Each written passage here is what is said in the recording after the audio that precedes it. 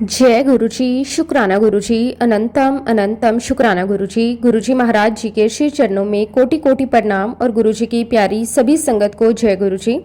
संगत जी, कहा जाता है कि जब तक सतगुरु का बुलावा नहीं आता तब तक लाख कोशिश करने पर भी इंसान उनके दरबार तक नहीं पहुंच सकता। लेकिन जब गुरुजी इस समय अपनी किसी बच्चे को बुलाने का निश्चय कर लेते हैं तब परिस्थितियां अपने आप बनने लगती हैं। कभी किसी रिश्तेदार को माध्यम बनाते हैं, कभी किसी दोस्त को, और कभी किसी ऐसी घटना को जो देखने में साधारण लगती है लेकिन आगे चलकर वही हमारे जीवन का सबसे बड़ा मोड़ बन जाती है। गुरुजी महाराज जी की सबसे बड़ी विशेषता यही है कि वे अपने बच्चों को कभी ये महसूस ही नहीं होने देते कि वे उनके जीवन में कब और कैसे काम कर रहे हैं। वे चुपचाप हमारी हर परेशानी को जानते हैं, हमारे हर आंसू को देखते हैं और सही समय आने पर ऐसी कृपा करते हैं कि पीछे मुड़कर देखने पर समझ में आता है कि उस कठिन समय में भी गुरुजी हमारा हाथ थामे हुए थे। कई बार इंसान सोचता है कि वो अपनी इच्छा से गुरुजी के दरबार में पहुंचा है, लेकिन सच्चाई ये है कि जब तक गुरुजी की मर्जी नहीं होती तब तक उनके दरबार का रास्ता भी दिखाई नहीं देता। संगत जी, आज का सत्संग बहुत ही सुंदर, बहुत ही प्यारा सत्संग है। गुरुजी महाराज केवल चमत्कार ही नहीं करते, वो हमारे अंदर विश्वास, समर्पण और असीम रहमत बरसाते हैं। संगत जी, इस सत्संग में हम अनुभव करेंगे कि गुरुजी किस प्रकार अपने बच्चों का जीवन धीरे धीरे बदलते हैं। पहले उनके मन में विश्वास जगाते हैं, फिर उन्हें अपने चरणों से जोड़ते हैं और उसके बाद उनके पूरे परिवार पर अपनी कृपा बरसाते हैं।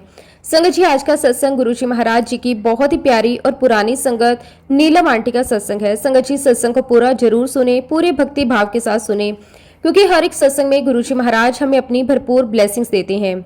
सत्संग शुरू करने से पहले मैं आप सबसे एक छोटी सी रिक्वेस्ट करूंगी कि अगर अभी तक आपने गुरुजी की संगत चैनल को सब्सक्राइब नहीं किया तो हमारे इस चैनल को सब्सक्राइब जरूर कर लें, क्योंकि इस चैनल पर आपको गुरुजी के बहुत ही प्यारे प्यारे सत्संग सुनने को मिलते रहेंगे।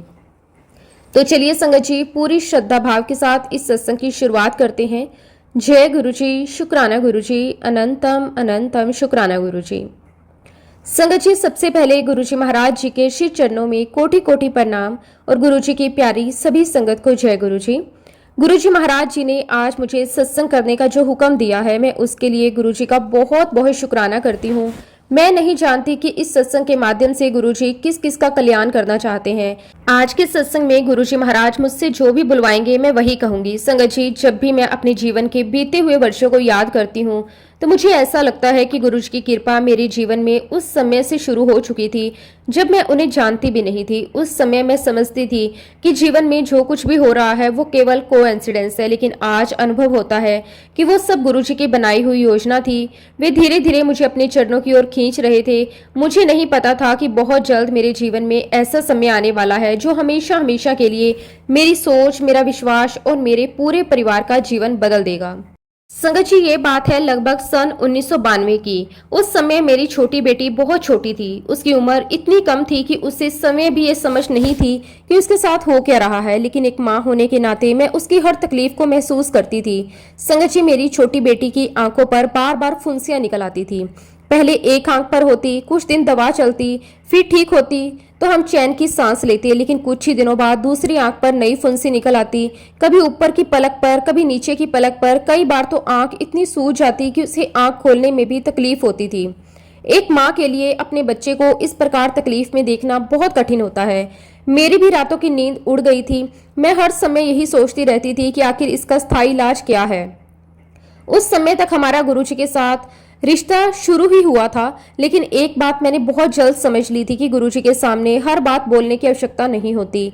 वे बिना बताए ही अपने बच्चों के मन की हर एक बात जान लेते हैं। इसलिए संगत जी, हमने कभी भी गुरुजी के सामने बैठकर ये नहीं कहा कि हमारी बेटी की आंख ठीक कर दीजिए। हमने कभी उनसे शिकायत नहीं की, कभी उनसे आग्रह नहीं किया, क्योंकि धीरे धीरे ये विश्वास बनने लगा था कि गुरुजी को हमारी कही हुई बात से पहले ही सब कुछ पता होता है। लेकिन इसका अर्थ ये नहीं था कि हमने इलाज करवाना छोड़ दिया था। नहीं संगत जी, हमने अपनी तरफ से हर संभव प्रयास किया। मैं आपको बताना चाहती हूँ कि गुरुजी के पास जाने से पहले मैं अपनी छोटी बेटी को ना जाने कितने डॉक्टरों के पास लेकर जा चुकी थी।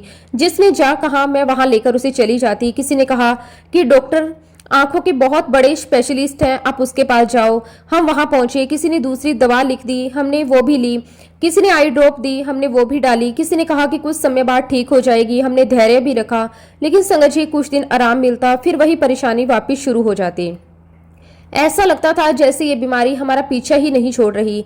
इस बीच कुछ रिश्तेदारों ने हमें सलाह दी। उन्होंने कहा कि डॉक्टरों से तो दिखा ही रहे हो, लेकिन इनकी जन्म पत्रिका भी बनवाओ। किसी ने कहा कि शायद ग्रहों का प्रभाव है, किसी ने कहा कि किसी अच्छे पंडित को दिखाओ। उस समय हमारी समझ भी साधारण लोगों जैसी ही थी। हमें जो सही लगा हमने वही किया। हमने अपनी छोटी बेटी की जन्म पत्रिका बनवाई, फिर उसे अलग अलग पंडितों को दिखाया। हर कोई अपनी अपनी राय देता था। आखिर एक पंडित ने जन्म पत्रिका देखकर कहा, इसे जरकन पहनाइए, इससे लाभ होगा। उसकी बात हमें ठीक लगी। हमने बिना अधिक सोचे समझे एक सुंदर सी जरकन वाली अंगूठी बनवाई और अपनी बेटी को पहना दी। संगत जी, उसके बाद हमने धीरे धीरे एक परिवर्तन महसूस किया। पहले जितनी बार फुंसियां निकलती थी उसकी संख्या कम होने लगी। आंखों की लाली भी कम रहने लगी। दर्द भी पहले से कम होने लगा। हमारे मन में आशा जागी। समय बीतता गया और एक समय ऐसा आया कि उसकी आंखों की वो समस्या लगभग पूरी तरह समाप्त हो गई। अब हमारी बुद्धि ने क्या किया? हमें ये समझना चाहिए था कि कृपा करने वाले गुरुजी हैं, लेकिन हमारी समझ उस समय इतनी नहीं थी।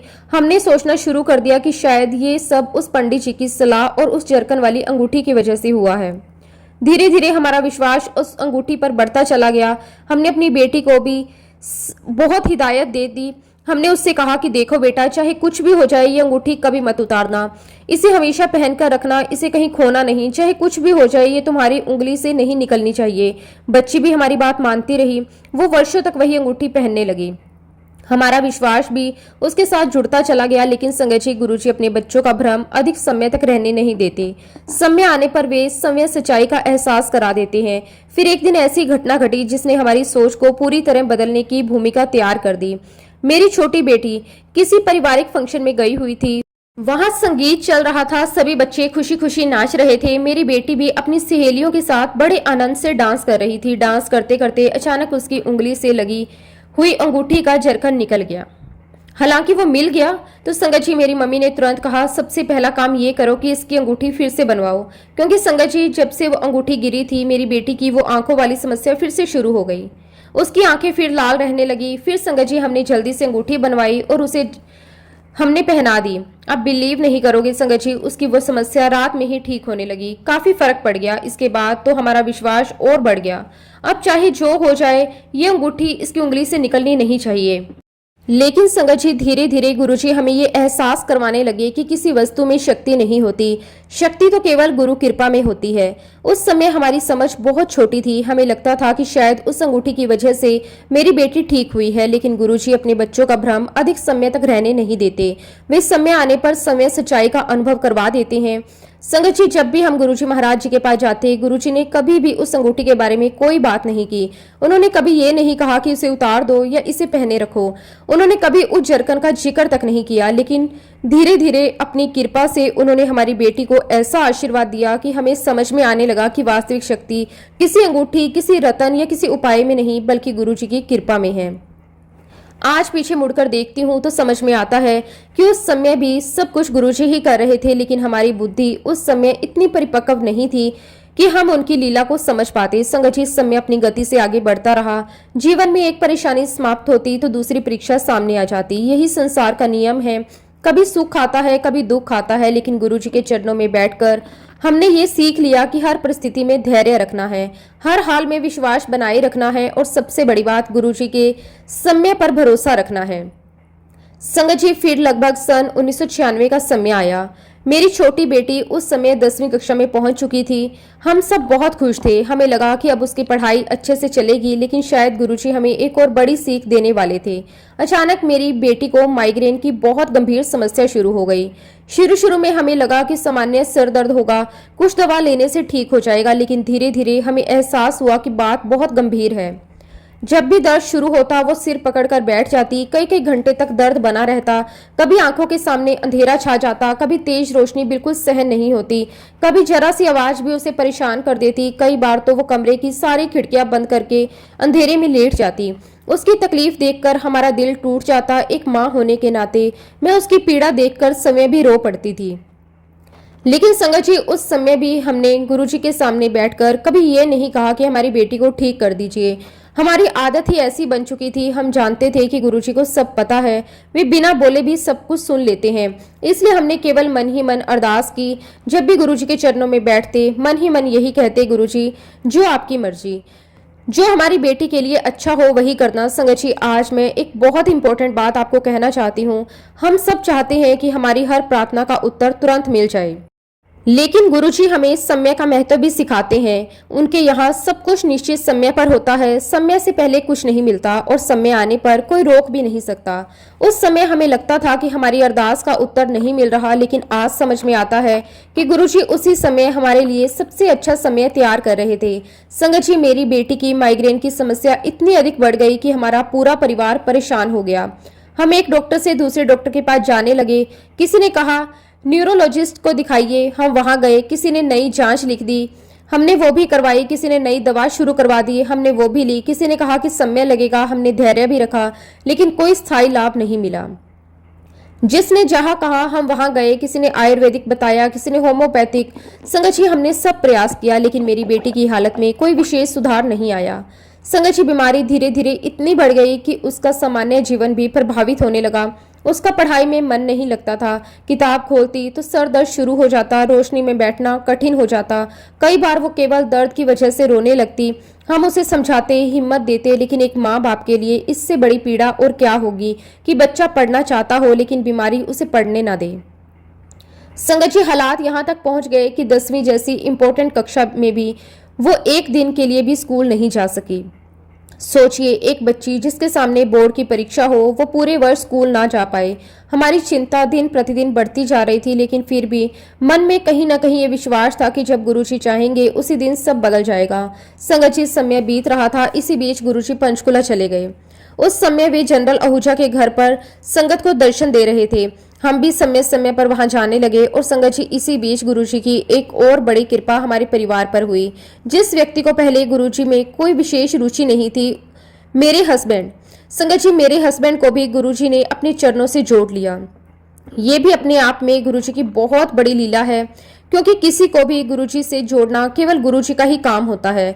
मनुष्य किसी को समझा सकता है, लेकिन किसी के हृदय में श्रद्धा का दीपक केवल गुरुजी ही जला सकते हैं। संगत जी, आज मेरे हस्बैंड समय ये कहते हैं कि उनके मन में गुरुजी के प्रति विश्वास कैसे जागा, कैसे धीरे धीरे उनका मन बदलने लगा, कैसे गुरुजी ने बिना कुछ कहे उन्हें अपने पास बुला लिया। संगत जी, मेरे हस्बैंड जब भी इस पल को याद करते हैं तो उनकी आंखें नम हो जाती हैं। मैं अपने हस्बैंड से भी ये जरूर कहूंगी कि लास्ट में वो भी अपने अनुभव को आप सबके साथ जरूर शेयर करें। लेकिन संगत जी, मैं अपना सत्संग अब कंटिन्यू करती हूँ। संगत जी, एक दिन मैं, मेरे हस्बैंड और मेरी छोटी बेटी, हम तीनों पंचकुला गुरुजी के दर्शन करने के लिए जा रहे थे। पूरे रास्ते मेरे मन में केवल एक ही भावना थी।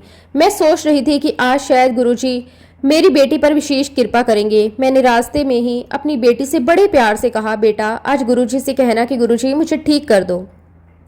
मेरी बेटी ने भी मासूमियत से मेरी बात सुन ली। उसके मन में भी गुरुजी के प्रति बहुत श्रद्धा थी। संगत जी, जब हम पंचकुला में गुरुजी के दरबार पहुंचे तो उस समय वहां अभी संगत पहुंची नहीं थी। हम ही सबसे पहले पहुंचे थे। पूरा वातावरण बहुत ही सुंदर था, बहुत ही शांत था। गुरुजी वहीं विराजमान थे। हमने बड़े प्रेम से उनके चरणों में माथा टेका। जैसे ही मैंने सर उठाया, गुरुजी ने मुझे देखा, मुस्कुराए और बड़े प्रेम से बोले, आंटी बड़ी स्टाइल में आई है। और फिर संगत जी, गुरुजी ने बड़े प्यार से मेरी छोटी बेटी की तरफ देखा। उनके चेहरे पर वही दिव्य मुस्कान थी जिसमें अपनापन भी था, करुणा भी थी और अपने बच्चे के लिए चिंता भी। गुरुजी ने बहुत ही सहज भाव से मेरी बेटी से पूछा, तू कैसे आई है?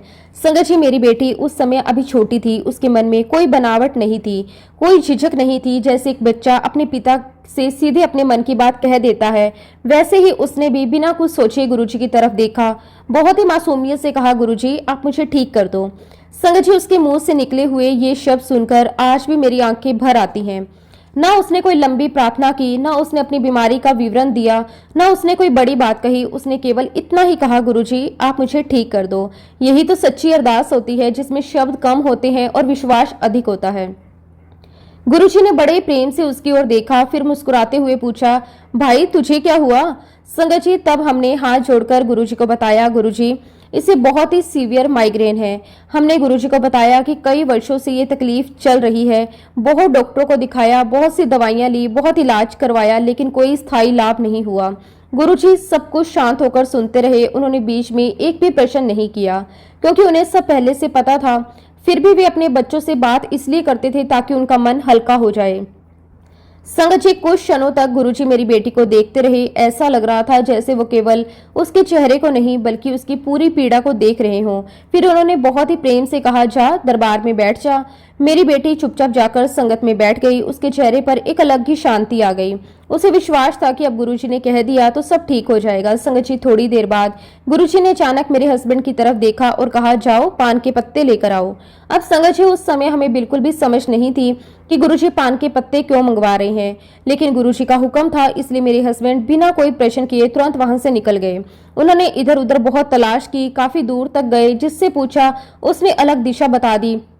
कहीं पान की दुकान बंद थी, कहीं अच्छे पत्ते नहीं मिले, लेकिन वो लगातार ढूंढते रहे क्योंकि मन में केवल एक ही भावना थी कि गुरुजी ने हुक्म दिया है, चाहे जितनी देर लगे पान के पत्ते लेकर ही वापस आना है। काफी समय बाद वे बड़े मेहनत से पान के ताजा पत्ते लेकर वापस दरबार पहुंचे। उन्होंने गुरुजी के चरणों में माथा टेका और हाथ जोड़कर खड़े हो गए। थोड़ी देर बाद गुरुजी ने समय कहा, पान के पत्ते मेरे हाथ में रख दो। संगत जी, मेरे हस्बैंड ने बड़े आदर और श्रद्धा से वे पान के पत्ते गुरुजी के हाथों में रख दिए। उस समय पूरा वातावरण बहुत ही शांत था। सभी संगत बड़े ध्यान से गुरुजी की ओर देख रही थी। गुरुजी ने उन पान के पत्तों को अपने हाथों में लिया, कुछ क्षण उन्हें अपने पास रखा, फिर उन पर अपनी दिव्य कृपा दृष्टि डाली। ऐसा लग रहा था जैसे वो केवल पान के पत्तों को नहीं बल्कि अपनी असीम कृपा से उन्हें आशीर्वाद दे रहे हों। संगत जी, उसके बाद गुरुजी ने हमें एक विशेष विधि बताई। उन्होंने बहुत प्रेम से समझाया कि घर जाकर इन पान के पत्तों के साथ क्या करना है। उन्होंने हर बात विस्तार से समझाई। फिर अंत में कहा, विधि पूरी होने के बाद इन पान के पत्तों को पानी में ठंडा कर देना। संगत जी, गुरुजी का हुक्म हमारे लिए सबसे बड़ा आशीर्वाद था। हमने घर पहुंचकर बिल्कुल वैसा ही किया जैसा गुरुजी ने कहा था। हमने अपनी तरफ से कुछ भी नहीं जोड़ा, कुछ भी घटाया नहीं, केवल वही किया जो गुरुजी ने समझाया था। संगत जी, ये पूरी प्रक्रिया 7 दिनों तक चलनी थी। हर दिन पूरी श्रद्धा और विश्वास के साथ हम वो विधि करते रहे। हर दिन मन में यही विश्वास रहता कि गुरुजी की कृपा काम कर रही है। 7 दिन हमने पूरी निष्ठा से वो प्रक्रिया पूरी की। फिर गुरुजी के आदेश के अनुसार अंतिम दिन उन पान के पत्तों को पानी में प्रवाहित कर दिया। संगत जी, इसके बाद भी जीवन अपनी गति से चलता रहा। हम अपने दैनिक कार्यों में लगे रहे, लेकिन मन में एक विश्वास पहले से कई अधिक मजबूत हो चुका था। अब सब कुछ गुरुजी के हाथों में था। कुछ समय बाद एक और घटना घटी। मेरा भाई दिल्ली से हमारे पास आने वाला था। उसे लेने के लिए मेरे हस्बैंड को जाना था। मैंने सोचा कि रास्ते में गुरुजी का दरबार भी पड़ता है, तो मैंने अपने हस्बैंड से कहा, आप एक काम करो, छोटी बेटी को भी अपने साथ ले जाओ, पहले गुरुजी के दर्शन कर लेना, फिर वहां से दिल्ली चले जाना। संगत जी, हम इंसानों की यही आदत है, हम हर बात में अपनी योजना बनाते रहते हैं। हमें लगता है कि हम सब कुछ सोच समझकर कर रहे हैं, लेकिन हमें कहाँ पता होता है कि असली योजना तो साक्षात भगवान पहले ही बना चुके होते हैं। हम केवल वही करते हैं जो उनकी इच्छा होती है। मेरे हस्बैंड और मेरी छोटी बेटी दोनों गुरुजी के दर्शन करने के लिए पहुंच गए। उन्होंने श्रद्धा से माथा टेका। गुरुजी ने जैसे ही मेरी बेटी को देखा तुरंत मुस्कुराकर कहा, जा पेड़ा लेकर आ। संगत जी, उस समय मैं उनके साथ नहीं थी। मेरी बेटी पहली बार अकेली गई थी। उसे बिल्कुल समझ नहीं आया गुरुजी किस पेड़े की बात कर रहे हैं। उसे लगा शायद बाहर से मिठाई वाला पेड़ा लाना होगा। वो इधर उधर देखने लगी, फिर धीरे धीरे चलकर किचन के बाहर जाकर खड़ी हो गई। वो कुछ समझ ही नहीं पा रही थी। तभी वहां गुरुजी की एक बहुत ही पुरानी संगत आई। गुरुजी उन्हें बड़े प्रेम से मामी जी कहा करते थे। उन्होंने मेरी बेटी को अकेले खड़ा देखा, बड़े प्यार से पूछा, बेटा क्या हुआ, क्या चाहिए। मेरी बेटी ने मासूमियत से कहा, आंटी गुरुजी पेड़ा मंगवा रहे हैं। संगत जी, मामी जी तुरंत समझ गई गुरुजी किस पेड़े की बात कर रहे हैं। वे तुरंत किचन के अंदर गई, वहां से आटे का एक छोटा सा पेड़ा बनाकर लाई और मेरी बेटी के हाथ में दे दिया। मेरी बेटी बड़े विश्वास के साथ वो आटे का पेड़ा लेकर गुरुजी के पास पहुंची। गुरुजी ने उस आटे के पेड़े को अपने पवित्र हाथों में लिया, कुछ क्षण अपने पास रखा, फिर उस पर अपनी असीम कृपा बरसाई और उसके बाद मेरे हस्बैंड से कहा, इस आटे के पेड़े को एक कपड़े में रखकर रात को अपनी बेटी के सर पर बांध देना और सुबह उसको पानी में ठंडा कर देना। संगत जी, उसी समय मेरे पास मोबाइल था और मेरे पास मेरे भाई का फोन आ चुका था कि वो दिल्ली से खुद ही अकेले आ रहा है। और तब संगत जी, मैंने तुरंत जनरल आहूजा जी के घर पर फोन लगाया। वहां पर मैंने बहुत ही आदर से कहा कि मेरे हस्बैंड और मेरी बेटी गुरुजी के दर्शन करने आए हुए हैं, यदि संभव हो तो उन्हें मेरा संदेश दे दीजिए। संगत जी, गुरुजी के दरबार में जो भी सेवा करता था वो बड़े प्रेम और अपनत्व से करता था। उन्होंने मेरा संदेश रख लिया। उधर मेरे हस्बैंड और मेरी बेटी पूरे प्रेम से सत्संग में बैठे हुए थे। गुरुजी के चरणों में बैठना ही उनके लिए सबसे बड़ी दौलत था। उन्हें यह भी नहीं पता था कि मैं घर पर कितनी उत्सुकता से उनके फोन का इंतजार कर रही हूँ। कुछ समय बाद जब सत्संग समाप्त हुआ और मेरे हस्बैंड बाहर आए, तब उन्हें मेरा संदेश मिला कि घर से फोन आया था। वे तुरंत बाहर आए, मुझे फोन किया। संगत जी, आप समझ सकते हैं कि उस समय मेरे मन में क्या स्थिति रही होगी। मैंने ना उनका हाल पूछा, ना ये पूछा कि यात्रा कैसी रही, ना ये पूछा कि वहाँ कितनी संगत थी। मेरे मुंह से सबसे पहला प्रश्न यही निकला, बताइए गुरुजी ने क्या कहा। मेरे हस्बैंड मुस्कुराने लगे। उन्होंने बहुत ही शांति से पूरी बात बतानी शुरू की। उन्होंने बताया कि गुरुजी ने पहले हमारी बेटी से बातें की, फिर पान के पत्ते मंगवाए, उन पर अपनी कृपा की और फिर बाद में आटे का पेड़ा मंगवाकर उसे भी आशीर्वाद दिया और फिर पूरी विधि समझाकर कहा कि रात को बच्ची के सर पर बांधना और सुबह पानी से ठंडा कर देना। मैं बड़ी श्रद्धा से उनकी बातें सुनती रही। मन में बार बार यही भावना आ रही थी कि गुरुजी ने हमारी बेटी पर कितनी कृपा की है। फिर मुझे अचानक अपने भाई की याद आई। वो दिल्ली से आने वाला था। पहले योजना थी कि मेरे हस्बैंड गुरुजी के दर्शन करके सीधे दिल्ली जाएंगे और वहां से मेरे भाई को लेकर आएंगे। लेकिन उसी बीच मेरे पास मेरे भाई का फोन आ चुका था। उसने कहा कि दीदी आप चिंता मत करना, मैं खुद ही अकेला आ रहा हूँ, आपको लेने आने की आवश्यकता नहीं है। संगत जी, जैसे ही मुझे ये बात याद आई, मैंने तुरंत अपने हस्बैंड से कहा, अब आप दिल्ली मत जाइए, सीधे घर आ जाइए, भाई खुद ही आ जाएगा। संगत जी, उस समय तो हमें ये केवल एक संयोग लगा, लेकिन बाद में समझ आया कि ये कोई संयोग नहीं था, ये भी गुरुजी की बनाई हुई योजना थी। गुरुजी पहले से जानते थे कि दिल्ली जाने की आवश्यकता नहीं पड़ेगी, इसलिए उन्होंने पहले ही अपनी कृपा देकर हमारे हस्बैंड और बेटी को सीधे घर भेजने का मार्ग बना दिया। तभी तो गुरुजी हमेशा कहते थे, जब मेरे दरबार में आओ तो यहाँ से अपनी ब्लेसिंग लेकर सीधे अपने घर जाया करो। उस समय हमें इस वचन का गहरा अर्थ समझ में नहीं आता था, लेकिन बाद में जीवन में बार बार अनुभव हुआ कि गुरुजी का हर वचन किसी न किसी रहस्य से भरा होता था। संगत जी, सोचिए, यदि मेरे हस्बैंड सीधे दिल्ली चले जाते, देर रात तक घर नहीं पहुंचते और गुरुजी ने जो विधि बताई थी वो समय पर नहीं हो पाती, लेकिन गुरुजी तो पहले ही सब जानते थे। उन्होंने पहले ही व्यवस्था बना दी थी, उन्होंने पहले ही रास्ता बदल दिया था, उन्होंने पहले ही घर वापस भेजने का प्रबंध कर दिया था। यही तो अंतर्यामी गुरु की पहचान है। वे केवल वर्तमान नहीं देखते, वे आने वाली हर घटना को पहले से जानते हैं। संगत जी, मेरे हस्बैंड और बेटी सीधे घर लौट आए। उनके आते ही हमने बड़े प्रेम और श्रद्धा से गुरुजी के द्वारा बताई हुई पूरी विधि की तैयारी की। घर का वातावरण भी बहुत भावुक था। सबके मन में एक ही विश्वास था कि अब जो कुछ होगा गुरुजी की कृपा से होगा। हमने गुरुजी के बताए अनुसार आटे का वो पेड़ा एक साफ कपड़े में रखा, फिर रात को बहुत श्रद्धा और विश्वास के साथ उसे मेरी बेटी के सर पर बांध दिया। पूरे समय हमारे मन में केवल गुरुजी के स्मरण चल रहा था। हम किसी उपाय पर विश्वास नहीं कर रहे थे, हमारा विश्वास केवल गुरुजी के वचनों पर था। सुबह उठकर हमने वैसा ही किया जैसा गुरुजी ने समझाया था। आटे के उस पेड़े को श्रद्धा से पानी में ठंडा कर दिया। संगत जी, उस समय तक हमें ये नहीं पता था कि गुरुजी हमारी बेटी के जीवन में कितना बड़ा परिवर्तन करने वाले हैं, लेकिन मन पूरी तरह शांत था क्योंकि अब चिंता हमारी नहीं रही थी, वो गुरुजी के चरणों में समर्पित हो चुकी थी। संगत जी, घटना लगभग दिसंबर 1996 की है। समय बहुत तेजी से बीत रहा था। देखते ही देखते जनवरी का महीना भी आ गया, लेकिन अब हमारे सामने एक नई चिंता खड़ी हो गई। फरवरी में मेरी बेटी के 10वीं बोर्ड के एग्जाम शुरू होने वाले थे और उसकी हालत ऐसी थी कि पूरे वर्ष वह स्कूल ही नहीं जा सकी थी। सर दर्द की वजह से वह नियमित पढ़ाई भी नहीं कर पाई, न स्कूल की क्लासेस अटेंड हो पाई। हम माँ बाप होने के नाते स्वाभाविक रूप से बहुत चिंतित थे। एक दिन हम गुरुजी के दर्शन करने गए, माथा टेका, कुछ देर दरबार में बैठे। फिर अवसर देखकर मैंने बड़े संकोच और विनम्रता से गुरुजी से कहा कि गुरुजी, मेरी बेटी इस साल तो एग्जाम नहीं दे पाएगी। संगत जी, मेरी बात सुनते ही गुरुजी ने मेरी तरफ बहुत ही गंभीरता से देखा, फिर थोड़े ऊंचे स्वर में बोले, क्यों नहीं देगी एग्जाम। उनकी आवाज में डांट कम और विश्वास अधिक था, लेकिन उस समय मैं ये समझ नहीं पाई। मैंने हाथ जोड़कर बहुत ही विनम्रता से कहा, गुरुजी, पूरे साल भर ये स्कूल नहीं गई, इसे तो अपना सिलेबस तक नहीं पता और अभी जनवरी का महीना चल रहा है और फरवरी में इसके एग्जाम है। संगत जी, मैंने बड़े ही विनम्र भाव से गुरुजी से कहा कि गुरुजी, इसके अच्छे नंबर भी नहीं आएंगे और मुझे तो लगता है कि ये शायद इस साल पास भी नहीं हो पाएगी। संगत जी, एक माँ होने के नाते मेरे मन में बहुत चिंता थी। पूरे वर्ष मेरी बेटी बीमारी से जूझती रही। उसने नियमित रूप से स्कूल नहीं जा पाई, किताबें भी बहुत कम पढ़ सकी। ऐसे में बोर्ड की परीक्षा सामने खड़ी थी। मेरी बुद्धि केवल परिस्थितियों को देख रही थी, लेकिन गुरुजी की दृष्टि वहां तक देख रही थी जहां तक हमारी सोच पहुंच ही नहीं सकती। मेरी बात पूरी होते ही गुरुजी ने बड़े सहज भाव से चुटकी बजाई और मुस्कुराकर कहा, इतने वजन का गुड़ ले आओ और गाय को खिला दो। बस इतना ही कहा, ना कोई लंबी चर्चा, ना कोई चिंता, ना कोई डर। गुरुजी का हर शब्द अपने भीतर एक विश्वास जगाता था। संगत जी, हमने भी गुरुजी के हुक्म को सिर मत्थे लगाया।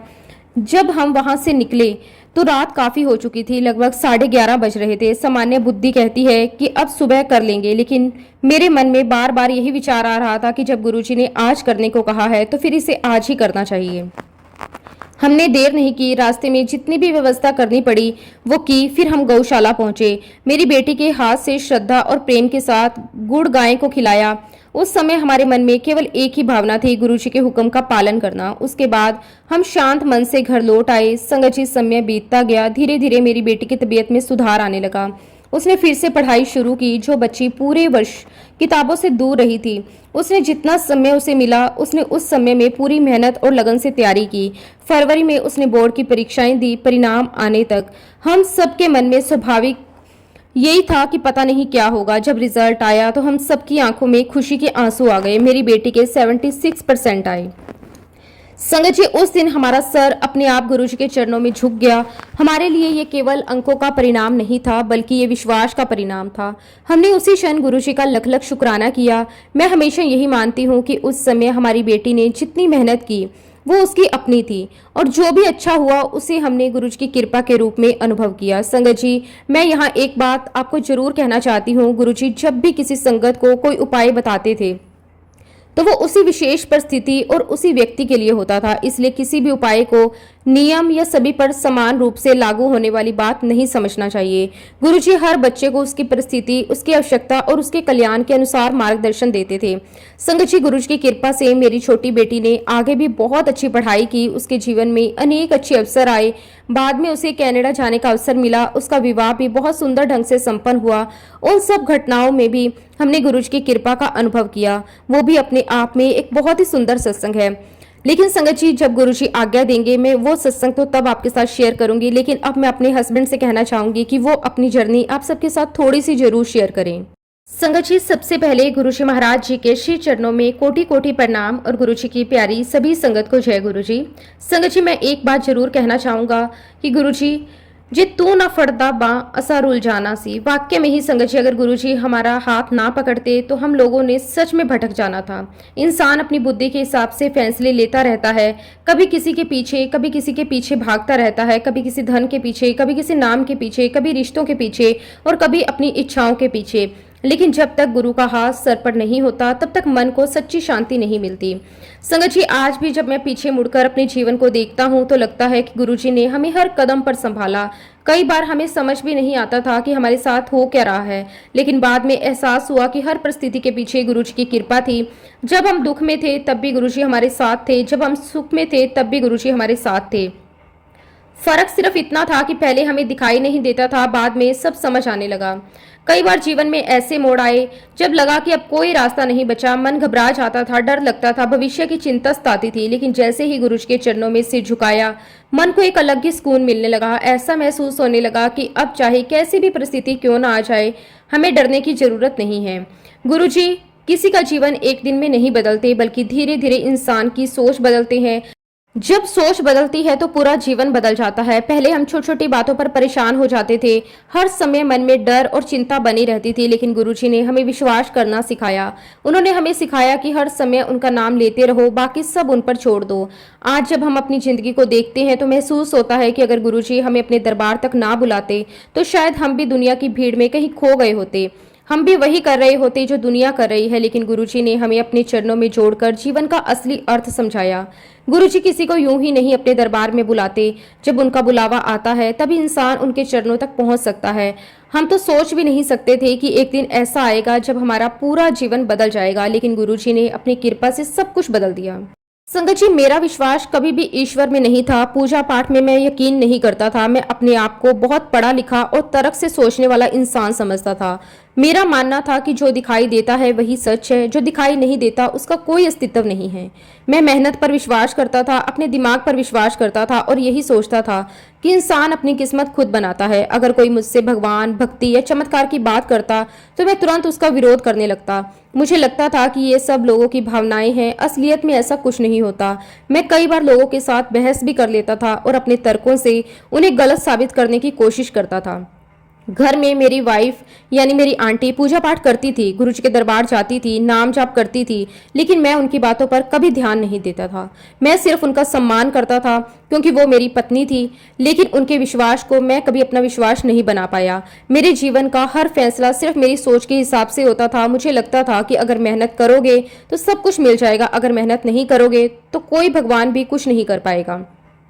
यही सोच मेरे अंदर बहुत गहराई तक बैठ चुकी थी। संगत जी, 2017 से ही मेरे घर पर एक रशियन कम्युनिस्ट लेनिन का एक फोटो मेरे घर पर था और मैं उसके विचारों से बड़ा प्रभावित था। मुझे उसके संघर्ष, उसकी सोच, उसके सिद्धांत बहुत अच्छे लगते थे। मैं अक्सर उसकी किताबें पढ़ता था, उसके बारे में लोगों से चर्चा भी करता था। मुझे लगता था कि इंसान को सिर्फ अपने विचारों पर चलना चाहिए, किसी अदृश्य शक्ति पर निर्भर नहीं होना चाहिए। इसी वजह से गुरुजी ने मुझे कामरेड नाम दिया। उस समय मुझे समझ नहीं आया कि गुरुजी ने मुझे ये नाम क्यों दिया, लेकिन बाद में एहसास हुआ कि गुरुजी मेरे स्वभाव को मुझसे भी ज्यादा अच्छी तरह जानते थे। उन्होंने मेरे भीतर बैठे अहंकार और मेरी सोच को एक ही शब्द में पहचान लिया था। जैसा कि संगत जी, मेरी आंटी ने पहले भी आपको बताया कि जब भी मैं अपने ऑफिस जाता तो रास्ते में आंटी को गुरुजी के मंदिर के बाहर छोड़ देता था। मैं उन्हें सिर्फ इसलिए छोड़ देता था क्योंकि रास्ता वही था। मेरे मन में गुरुजी के दर्शन करने या मंदिर के अंदर जाने की कोई इच्छा नहीं थी। मैं गाड़ी रोकता, आंटी उतरती और मैं तुरंत ऑफिस के लिए निकल जाता। कई बार मेरी आंटी कहती कि आप 2 मिनट के लिए अंदर चलो, लेकिन मैं हंसकर मना कर देता। मैं कहता कि तुम जाओ, मुझे देर हो रही है। संगत जी, मुझे क्या पता था कि जिस दरबार के बाहर मैं रोज अपनी पत्नी को छोड़कर चला जाता हूँ, उसी दरबार के मालिक एक दिन मुझे भी अपने पास बुला लेंगे। मुझे बिल्कुल भी अंदाजा नहीं था कि मेरी जिंदगी बदलने की शुरुआत हो चुकी है। एक बार की बात है संगत जी, मैंने आंटी को गुरुजी के मंदिर के बाहर छोड़ा और अपने ऑफिस चला गया। रास्ते भर में अपने ऑफिस के काम के बारे में सोचता रहा। उस दिन भी मुझे यही लग रहा था कि ये बिल्कुल सामान्य दिन है, जैसा हर दिन है।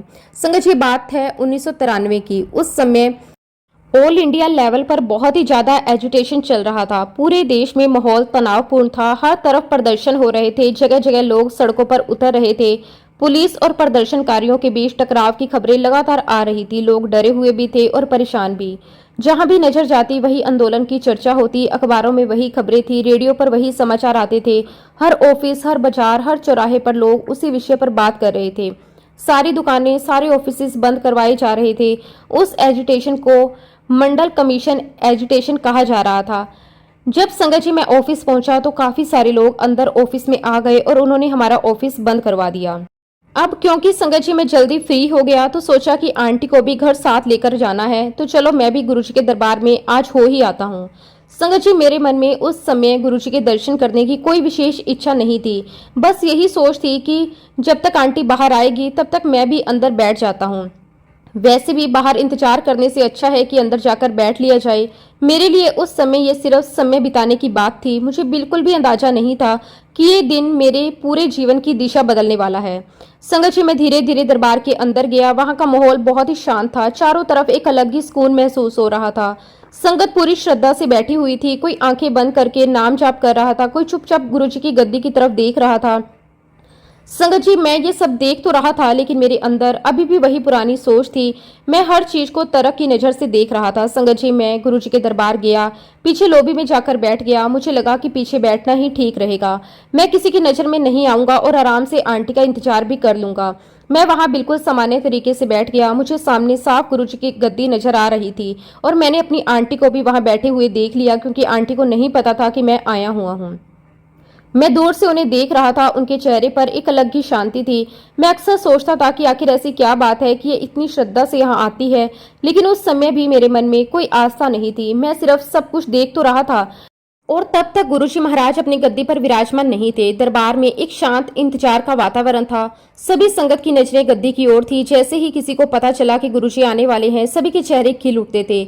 मुझे ये सब थोड़ा अलग जरूर लग रहा था, लेकिन मैं अभी भी इसे सामान्य रूप से देख रहा था। तब संगत जी, मैं अपनी आंटी के पास उठकर आ गया, उनके पास ही बैठ गया। आंटी ने जैसे ही मुझे देखा वो एकदम से हैरान रह गई। उन्होंने धीरे से पूछा, अरे आप कब आए? मैंने कहा कि आज ऑफिस जल्दी बंद हो गया, इसलिए सोचा तुम्हें साथ ही लेकर चलता हूँ। आंटी के चेहरे पर मुस्कान आ गई। शायद उनके मन में ये खुशी थी कि पहली बार मैं अपनी इच्छा से दरबार के अंदर बैठा हूँ, लेकिन उन्हें नहीं पता था कि आज गुरुजी मेरे लिए क्या सोच चुके हैं।